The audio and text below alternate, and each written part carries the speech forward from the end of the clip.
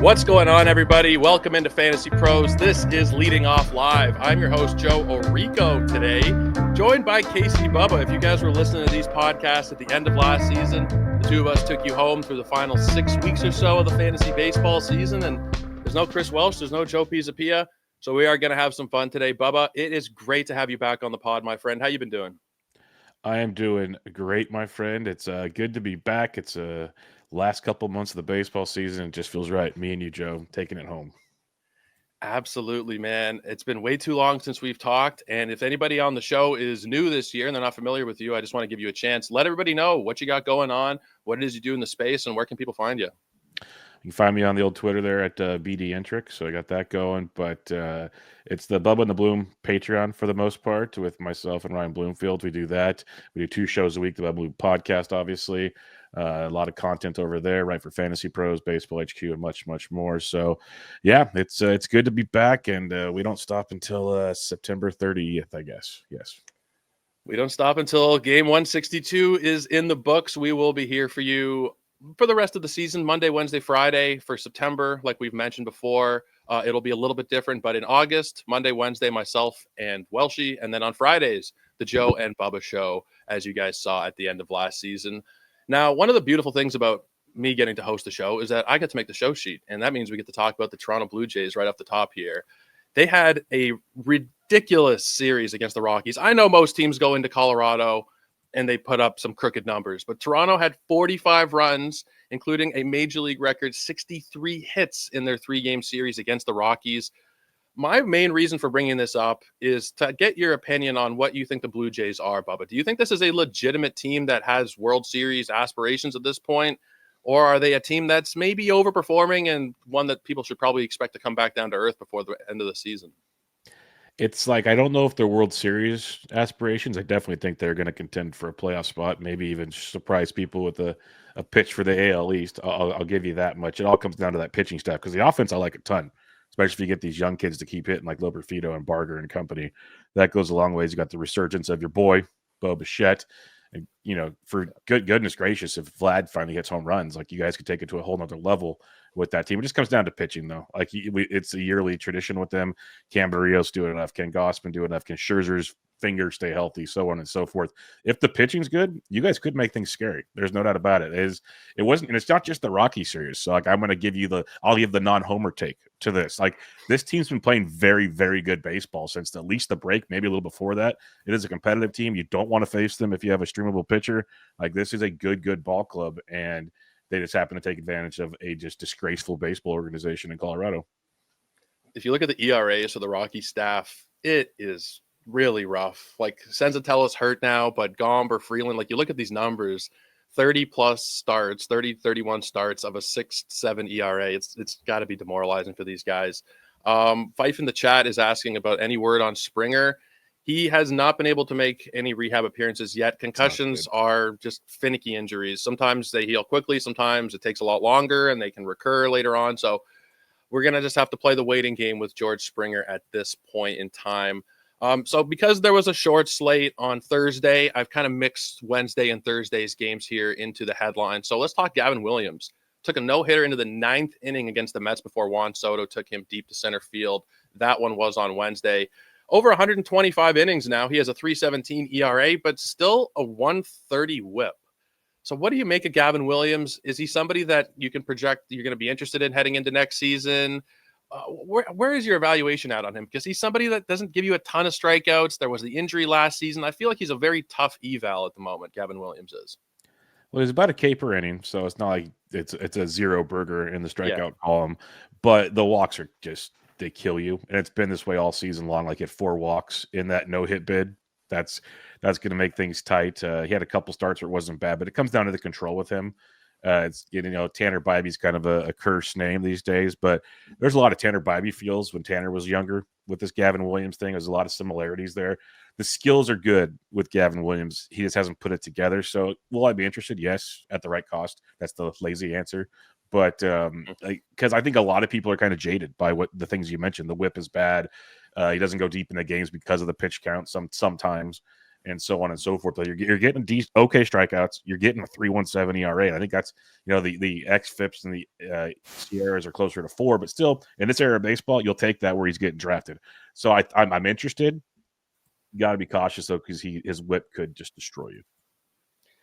Yeah, he is a tricky one. Like, I remember coming into the year, a lot of people were really interested because of spring training. I was a little bit worried because of his injury last year, where some people thought he was going to need surgery. He chose to go for the rest and rehab route, which can work. Sometimes it doesn't work. I think overall he's been pretty successful. That whip is not pretty, but if you're getting that low ERA, I probably was a little bit too hard on him with the strikeouts. 123 and 125 innings is fine. He's somebody that I really am going to be interested to see the price on next year. And I honestly have no idea where to even predict that at this point. Top 150 pick feels about right. Somewhere in the top 150 or so. Yeah. Give or take. He's probably he's around like a top 35, 40th SP probably. Maybe higher, but that's where my brain's at right now. Yeah, that does feel about right. Let's talk about Jacob Lopez, who had a phenomenal start against the Nationals yesterday. 7 2/3 scoreless while striking out 10. And now he's gone 3 consecutive starts without giving up an earned run, bringing the ERA down to 3.59 and the whip to 1.25. Is Jacob Lopez somebody that if you see him available in a league, you'd be jumping at him right now, throwing your top waiver priorities, big fab money at him? Or do you think this is more just a little bit of a decent run that he's been on and something you can't really trust moving forward? I'm always worried about that ballpark. Next week he pitches in Sacramento. Always a concern. I think he's very streamable on the road. He's had good starts in that ballpark, so that's why it's just a tricky one with that scenario at Sutter Health Park. I like the skills of Jacob Lopez. It's going to be an up and down roller coaster, though. It's definitely a matchup dependent situation, so I would not be breaking the bank in fab for whatever fab you have left this week, but I'd be checking the schedule. There will be a couple more starts where he'll be very, very usable this year. Yeah. What do you think the line is? If you're like in a 15-team league and he's out there, I think you kind of have to take the chance on him. Yeah. If it's a 12-team league, I think that's where maybe he's more streamable, and then 10s, maybe you don't worry about it. Does that sound about right? 100%. Yeah, like 12s, he's a stream. 10s, he's like a deep, deep stream. 15s, he's at least on your bench. Like he should be rostered pretty much everywhere there. I think that's totally fair. Let's talk Yuri Perez. He had his first kind of stinker in a while. He hadn't allowed more than 2 earned runs in a game since June 27th. The Braves got to him for 5, over 5 1/3, which is kind of amazing just because the Braves have been a huge dud this year, for being honest. But the big story, Yuri Perez just 1 strikeout over those 5 innings. Any concern here, or is this just a poor start that we're willing to throw away? I'm going to go with it's just a poor start we're willing to throw away. That's kind of where I'm at on this one. He's been so good, to your point, for so long this season. Every pitcher, you just mentioned DeGrom when we were off air, like Kevin Newman took him deep. Pitchers will have bad days at the ballpark, and especially a young arm like Yuri Perez coming off injury. That is concerning. You mentioned the 1K. His swinging strike was at 7.3% in that game. That's not great at 91% zone contact. So they were locked in. He wasn't really fooling anybody in Atlanta, which is crazy because they're not good. So, yeah, I'd be okay with Yuri if it's a couple starts in a row. Then we might have another conversation. In terms of looking ahead to 2026, we'll start to do that a little bit over the last couple months. Do you think he's a top 10 starter, top 15, top 20? Off the top of your head, where do you think he would roughly land for you if you had to make rankings today? He's a top 20 just because of the youth aspect and still the injury concerns. Like a healthy Yuri is outstanding. Maybe a early hot take for 2026, and obviously we have no idea about ADP. I'll be doing a draft in 12 days actually, but we have no idea on any of this. But I think his teammate Edward Cabrera is a lot closer than people think to him, and you'll get him a lot later in drafts, and that's where I try to kind of decide, do I want to take a risk on Yuri early, who I think the ceiling's much higher than Edward. I'm not going to deny that, but I think if we're just looking at a 30 start season, might not be that far apart. You know what? You might be onto something there. Edward Cabrera was such a darling in the industry for so many years, and then people kind of got sick of him, and that's right when he has a great season. I was kind of hoping my Blue Jays would be interested. I was thinking that maybe Miami would start a bit more of a fire sale than they did. Edward Cabrera is probably in Miami. Yuri Perez is going to be there. Sandy, who knows what happens with Sandy in the offseason. But it'd be interesting for sure to follow the ADPs of all those guys. Sandy, I wonder what the interest level is going to be. Yeah. But that's a discussion for another day. We could spend a whole podcast talking about Sandy Alcantara. Let's talk about Cade Horton, something a little more positive. 5 2/3 against the Reds, and did not allow a run yet again. The last time he did allow a run was nearly a month ago on July 9th against the Twins. He has a scoreless streak of over 23 innings at this point. Cade Horton is looking pretty damn good, Bubba. What's your interest level going forward this season? And again, heading into next year, what's your interest level you think going to be like on Cade Horton? I'm just so triggered by him, I guess is the word, because it's been great of late. To your point, he had some really, really rough starts. He's no Ben Brown, but he's had some rough starts. He doesn't have a pitching profile that fits my fantasy interest. He has, 59 Ks and 79 in the third innings pitched. The guy has a 10.4% K to walk. So we're talking a lot of contact, most likely, if he's doing things. So he's getting away with it, which is great.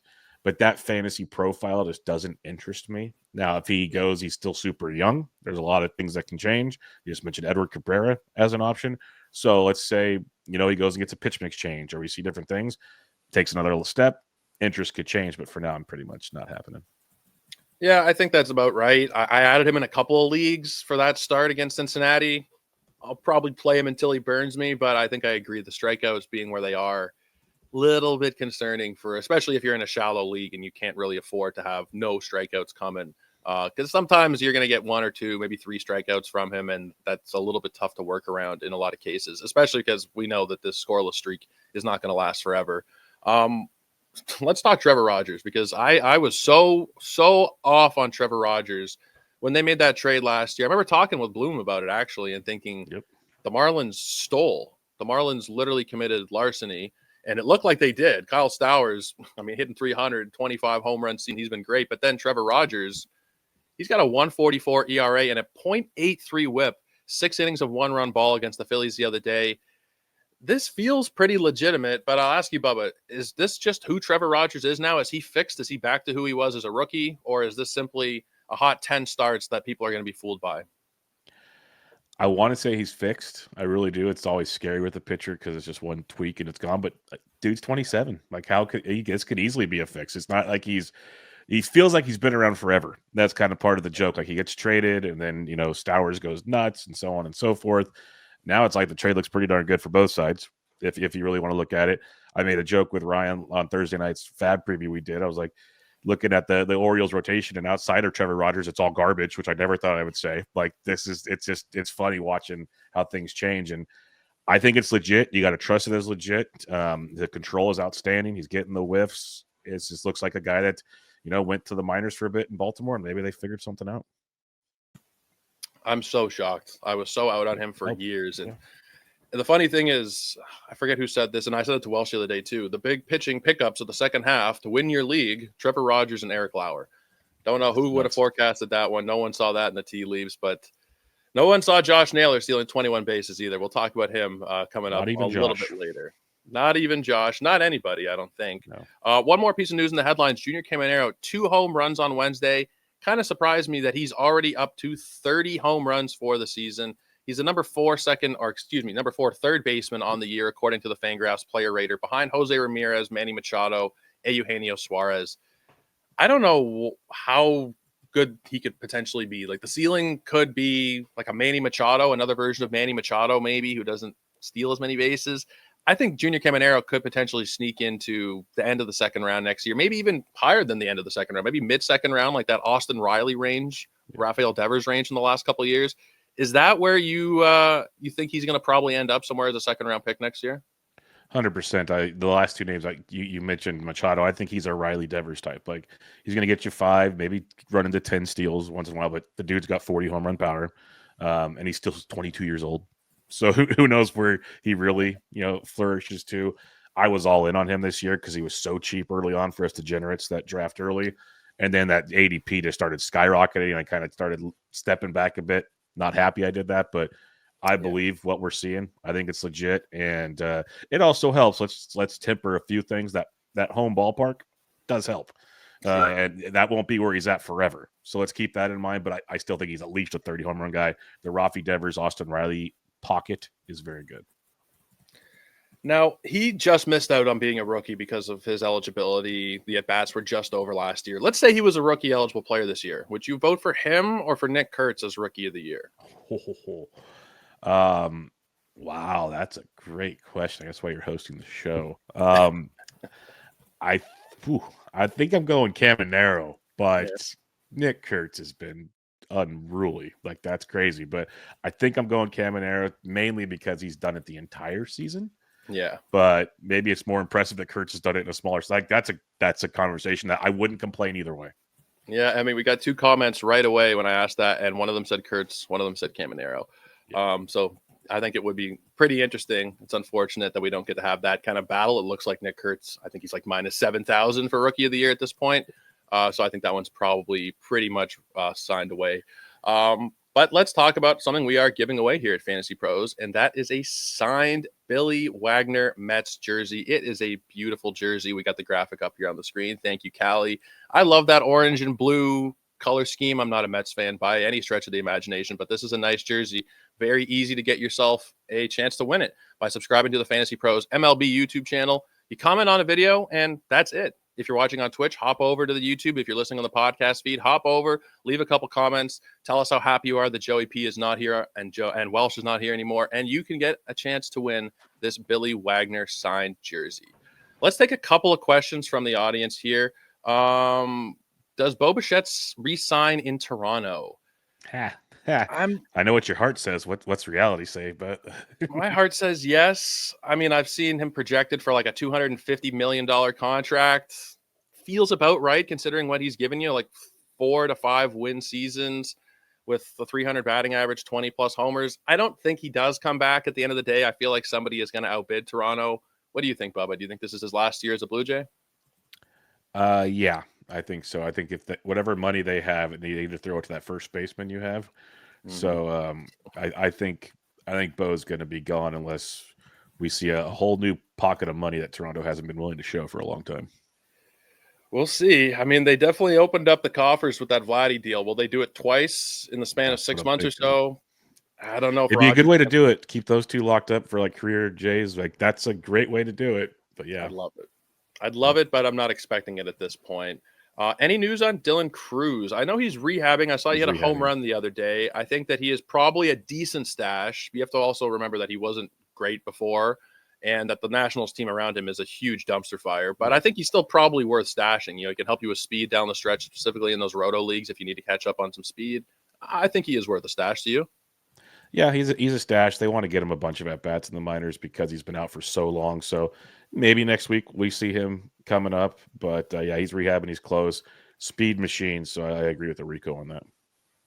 Are we starting Chase Burns and Aaron Savali in a points league today? Chase Burns is getting Pittsburgh. I'm going to talk about him a little bit later on, and I would be starting him. Savali is starting against – who is Savali up against today? Cleveland. So I think they're both pretty viable starts. I think they're both in play. And with Chase Burns, you start every single time because even when he has a 6 ERA, but he also has over a 30% K to walk. Like in a points league, those strikeouts are just going to skyrocket. So he has 10 Ks in his last 3 starts. We're not counting the inning in Bristol. Like you just play Chase Burns for now. Yeah, 10 strikeouts in those 3 consecutive starts. He looked like he was well on his way before that game got rained out with 2 in the first. This one is kind of tricky. Mackenzie Gore is on my waiver wire. Is he worth a pickup? I don't know. Depends on the size of the league for one, but yeah, like 12 team or less, I understand the drops. Like, and I could see he's almost. Ooh, I really hate to say this because I was full of Mackenzie Gore. I have a lot of Mackenzie Gore. He's kind of in that that Lopez share section we talked about earlier. Like streamable in the right matchups, but things aren't great right now with Mackenzie Gore. Man, we've gone from Cy Young candidate to streamable in the right matchups. It's been a tough year for Mackenzie Gore, and we were talking about this the other day. He just falls apart in the summer months. Like the first couple months of the season and September are good. And then June, July, August, he has like a 6 ERA. It's awful. Joe, good friend, great guy to follow on Twitter. Bench Senga today versus Brewers, gets the Braves next. Would you start him? I probably would. The Braves aren't really scaring me away right now. I would too. They'll have their fluky games like they did against Yuri Perez, but as a whole, it's a quad A lineup. So you take your chances there. The biggest thing is not who Senga's facing; it's can he not walk 5 guys. If he's not walking guys, he pitches well against pretty much everybody. So yeah. Here's one more we'll do for now. 19th round Jeremy Pena as a keeper, or 24th round O'Neal Cruz. My gut tells me O'Neal Cruz, but Pena has been unbelievable this year. It's a tough call.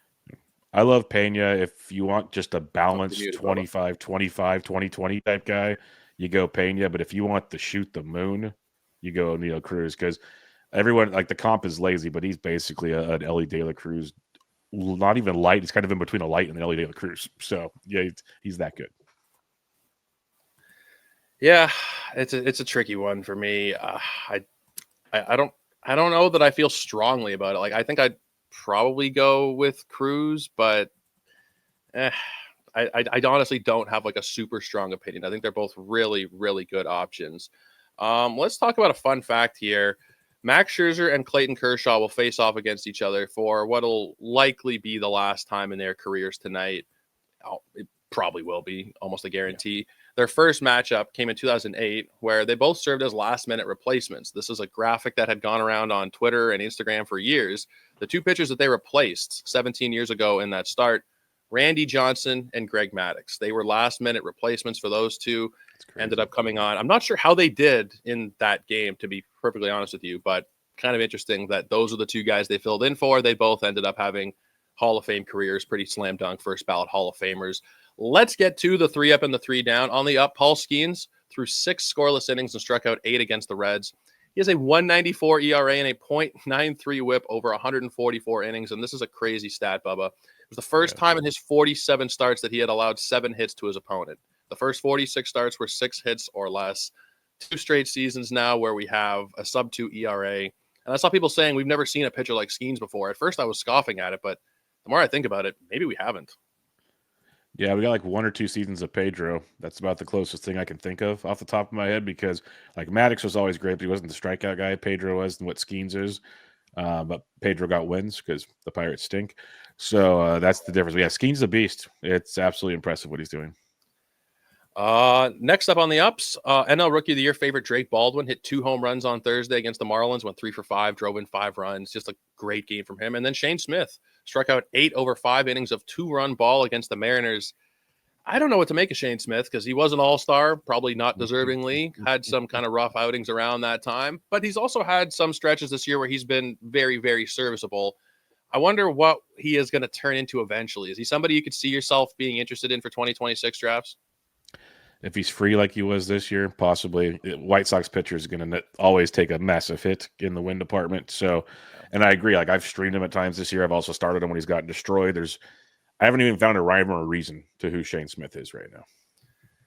Yeah, I know Spore was interested in him, and I think he took him in a couple of drafts. And I mean, there's been times this year where he's been completely unstartable, and there's been stretches where he's been like a must roster type of player, especially in deeper leagues. So we'll have to see. But like you said, the White Sox, any pitcher on the White Sox is going to win 5 or 7 games in the season, which you have to factor in to your evaluations as well. Let's talk about the downs. Brady Singer lasted just 3 2/3 against the Pirates, allowing 4 runs and 4 walks while striking out just 2. This one stinks because it was a very low volume day yesterday. He was looking like the best streamer on the board, and he did not do anything for you. Carlos Carrasco allowed 6 earned runs on 9 hits and 2 walks while striking out just 2. Please retire, Carrasco. I don't know what we're doing anymore. This is just sad at this point. And then Eugenio Suarez, 0 for 5 with 3 strikeouts yesterday. A little bit tough, but I don't think there's really anything of note there with Suarez. Just a bad game. Let's talk about the injuries. I mentioned him earlier. Josh Naylor had to leave Thursday's game with shoulder soreness and is considered day-to-day. Do you think this has anything to do with the fact that he stole like 8 bases in 4 games and maybe all the slides are messing up his shoulder? Like, what do you think there, Bubba? Any thought? He's been battling this injury all season. When he was with the D-backs, he missed like 3 games one time because like he's been battling a shoulder issue for a while now. Hopefully, it's just more of a couple days off will help with this situation, because the fact that Josh Naylor legitly is going to be a 2020 guy, maybe like 20, like the way he's going, we could say 30-30 potentially. The way, like, it's insane to physically think about that man doing this. So hopefully, it's just a minor situation he's been dealing with all season. Yeah, every year he seems to be valuable. It's just in different ways, right? 2023, it was only 17 home runs, but he had 97 ribbies, 10 steals, and he hit 308. Then the next year, the batting average goes down to 243, but he hits 31 homers. This season, the batting average is back up. The power isn't there, but the speed is there. There's always something.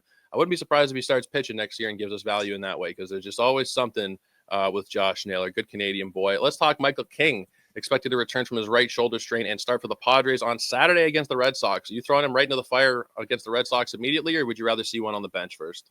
I usually like to see one on the bench. I like the Red Sox offense, but I also like what I've seen in rehab from Michael King. So I think I'm letting loose. It's like I said, majority of the time I'm sitting, but this one looks pretty sweet. Yeah, I think I agree. Kevin Ginkel transferred to the 60-day IL. He'll miss the remainder of the season with a shoulder strain. I went back and forth with Welsh all off season. I was on the Justin Martinez side. He was AJ Puck. Both gone. Now Ginkel's gone. If you had to speculate on who gets saves in Arizona, I know that we're running out of names at this point, but is it Graveman? Is it? I know that Dave McDonald has like this Kyle Backus guy. Is it even worth pursuing at this point, considering the state of the team? I'm not pursuing it because of the state of the team. Graveman's got the experience. Backus has the last save plus a blown save, so he's got 2 out of the last 3 chances. Andrew Hoffman got a chance. My point being, A, most average person has no idea who we're talking about, and B, it just keeps like a revolving door there. So I'm probably staying away, and there's about 7 bullpens like that right now, at least. Yeah. Arizona. I thought that they were going to be a great team this year. So did I. They started out looking like they're running it back, and then boom goes the dynamite. I believe it was last year they led the majors in runs, and they were a good team. But year before that, they're in the World Series. Yeah, I mean, that's only 2 years removed at this point. Uh-huh. Pretty light day on the injury front, which we're grateful for. Chase Meadroth is the only other notable name. Placed on the 10-day IL with a thumb contusion, eligible to return on August 15th. So they backdated that one by a couple of days. And that will take us into the best bets of the day. I mentioned Chase Burns earlier on in the show. His strikeout line was set at like 6.5, and it was really juiced. I'm taking the alt 8+ strikeouts at plus 124. I do not mind laddering this one up to 10, 9, 10, however comfortable you feel on it. He strikes out everybody, like we have mentioned. 3 consecutive starts of 10 strikeouts. That last one doesn't count, only 1 inning, but he struck out 2 in that 1 inning as well. He's facing the Pirates, a team that does have a bottom 10 strikeout rate over the last 3 weeks. So I'm liking that one. Royals and Twins is a matchup that I am really liking for the under today. We got Joe Ryan and Seth Lugo. Under 8.5 does feel like a pretty solid number. Minus 122 is what I'm looking at for that one. And then Rockies and D-backs over 9 runs total here. Excuse me. Zach Gallen and Austin Gomber. I don't know what's coming with Zach Gallen. He is a complete wild card, but Austin Gomber is capable himself of allowing the over here. So I will take that combination of Gomber and Gallen over 9 runs for Rockies and D-backs. Bubba, what do you got for us today? A lot of plus money, it looks like. Yeah, the people that remember me, I like to do prop bets. I like to do a lot of the hits, runs, and RBIs, and I like to make plus money bets. That's kind of where the world goes here. So we're going Shane Bangaliers out the gate over 3 hits, runs, and RBIs at plus 115. Getting Sagano, a lot of pitch to contact in Baltimore. Going to be warm, ball flying. And with Bangaliers leading off now, that increases the run possibilities as well. So I like that one. Corbin Carroll is one that I'll continue to pepper at over 3 for plus 115. He still continues to get stuff done for the Diamondbacks after we just, poo-pooed all over them. So don't mind me some Corbin Carroll and his matchup. And then one that I love a ton is Manny Machado. I thought this was a really good plus money bet, plus 145 for over 3 hits, runs, and RBIs. And I had to alt that one because it was over 2 at the book. So I even pushed it up because he's getting my old friend Walker Buehler on the mound in San Diego. And I feel like Machado could hit a 3-run homer himself and finish this thing off real quick. So I like me some Machado, and didn't put him on here because they weren't on the board last night, but we'll talk about a home run call. Get your Marlins prop bets in because Bryce Elder stinks. Bryce Elder. I'll never forget that run he had. I think it was 2022 where he was just great for like 10 or 12 starts, and people bought in the next year, and he's been awful. I don't think a lot of people bought in the next year, but man, he was brilliant for 4 months, and we haven't seen anything like that since. If you're looking to play some bets on your own, new customers can place a $5 bet to get a $250 in bonus bets over at FanDuel. FantasyPros.com/leading off is where you get access to that offer. So be sure to do it today. Let's make some home run calls, Bubba. I'm going to go with Aaron Judge. I'm taking the low hanging fruit here. We'll take a look at the home run board here. I've missed up on the home run board. Forgive me, guys. I haven't hosted the show in a very long time. The home run board, though, positive Grouch, 48 at the top. George at 46, and Whips as well at 46. Bees 87 at 44, and the Fisher King at 43, rounding out the top 5. I am going to take, excuse me, I'm going to take Aaron Judge today. He has not hit a home run in the 2 games since he has returned. There's only so long you can keep him down, though. So I am going to be taking the very easy call today of Aaron Judge. Bubba, what do you got for us on the home run side? We go with one of the hottest hitters in baseball, young hitters in baseball, and Kyle Stowers. Mentioned the Bryce Elder situation, a warm night in Atlanta. Ball should be flying. I think Kyle Stowers continues his monster 2025 season and makes that trade look fair now between the Orioles and the Marlins. It's wild, man. I was laughing last year, but I think honestly, if you're asking any general manager, would they rather take a starting pitcher who looks like a star or an outfielder who looks like a star? I think most of the time they are going to take the starting pitcher. So maybe Baltimore did win. At the very least, I think it's a fairly even trade. Before we get out of here, let's take a couple of your questions. 12-team head-to-head points. I get Nola and Bryce Miller coming back. Need to drop 2 of Flaherty, Quintana, and Gallen. It's a tricky one, Bubba. Where would you go with this one? Gallen is gone in the 12th. I dropped him almost 2 months ago in my 12-team leagues. He's gone, and probably Quintana. Like I'm a Flaherty lover. I know the ratios are horrible for Flaherty, but he still pumps strikeouts. Like his K to walk is 22%, and that's well above average. So I'm dropping Quintana and Gallen. Yeah, Flaherty's been disappointing for me a little bit, but I think you still have to go with the skills there. Quintana on the surface has been very good this year. I just don't know how much I really trust it necessarily. We got to the Senga question. Ronnie Henriquez or Riley O'Brien for saves? I know you dropped Ronnie, Bubba. That's what he's saying. Yeah, I mentioned on the show last night. I dropped Ronnie last week because the Marlins, another bullpen. Don't even try. I would, out of the 2 though, I'd probably still take Ronnie Enriquez because I don't trust Riley O'Brien's situation. But just go pick up Phil Maton. Go pick him up. He's going to be closing for Texas in no time. You know, I added him at the deadline after Helsley got traded in my home league. Helsley got traded. I added Maton. He gets traded to Texas. I drop him right away, and looks like that was a little bit short-sighted of me on that front. Would you rather keep Caminero for a 6th or Churio for a 12th? I feel like it's got to be Churio, but it's Churio easy. Like Caminero is an absolute beast, but like given Churio is hurt now, it stinks. But the dude is legit. Like to me, I keep saying like the next Ronald Acuna. Like if anybody can profile to that, I think he can profile to that. Yeah, I think you might be right there. Start Eric Lauer against the Dodgers. I think you got to start him pretty much. Do it. Dodgers are bad right now, dude. Dodgers are not good. That's true. That's true. It's like it's the old adage, and this happened last year with the Yankees. It's happening again this year with the Yankees. Like you really got to look at numbers once in a while, just instead of just saying like, "Hey, this team's loaded." The Dodgers are hitting like 230 right now over the last month, and they're striking out like 25% of the time, give or take. Like it's not good. Yeah, I guess in my brain I just default to Dodgers. Good, stay away. But you're right though. Looking at like Kevin Hastings on a show earlier this year really got me into looking at 3-week sample sizes in the last 3 weeks. It ain't pretty out there at Chavez Ravine.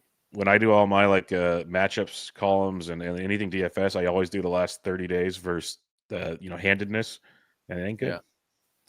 It's not looking pretty. Who else is not looking pretty for? Lawrence Butler.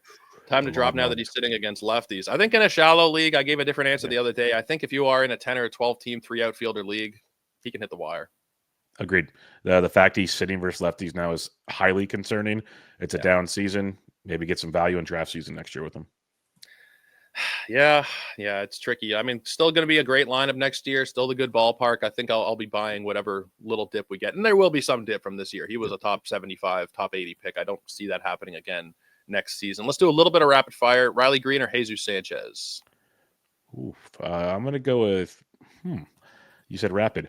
I'll go Jesus Sanchez. I like that. Well, no, Riley Green.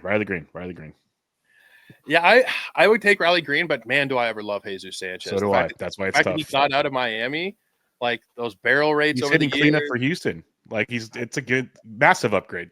It's about as good as it could have been. Are we sitting DeGrom versus the Phillies the way he's been pitching lately? I'm not, but I'm also the biggest DeGrom fan probably out there, so I'm never sitting him. Yeah, if you draft, but I understand it. I would understand it in like a 10-team league, maybe, but I wouldn't have the stones to be able to actually put him on the bench personally. Agreed. Start Logan Henderson against the Mets. Probably, yeah. Mets is another last 30 days hitting below 230. Yes. Yeah, okay. And last one, would you guys rather roster Sheehan, Bayo, or Gore in a points league? Like, it might be Bayo. Might be Bayo, but Sheehan, Doesn't. I think it's Bayo or Sheehan for Yeah, it is one of those two, and God, that pains me because I love Mackenzie Gore. I me. would say Sheehan for the strikeout and win upside, but who knows how much longer he's in there. You never know with that rotation there. Maybe we could take a couple more questions here. If there's anything else that is coming in. There are a couple of questions here. 12-team points. No, I think we got to that one. Langford, Butler, or Teoscar Hernandez, 12-team head-to-head. You can cross out Butler. Teoscar's starting to swing it of late. I still go Wyatt Langford, like if healthy, and that Texas team, well, they're not hitting well either. I go Langford. Yeah, I think I go Langford as well. Tight. NL Rookie of the Year, Augustin Ramirez or Drake Baldwin. I think it's going to be Baldwin. He has such an advantage in terms of like wins above replacement and stuff like that I think it's going to be him. But what do you think, Bubba? Yeah, I don't know who the person is, but they might know me. I am a big we nicknamed him Goose on the show. I love this man. I said he'd be a top 10 catcher if he played every day. 242, 17, and 7.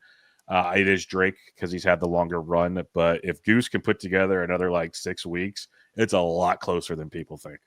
Like if there's value in the betting market, I wouldn't mind throwing some shekels on that. You have any interest in anybody else there in the National League? Collins or Mizrowski? Collins is very deserving. He's been good for a long time. He's busting out this last month, but the dude hits for average and he's playing every day. I think he'll fall behind these guys, but at least he's in the conversation for sure.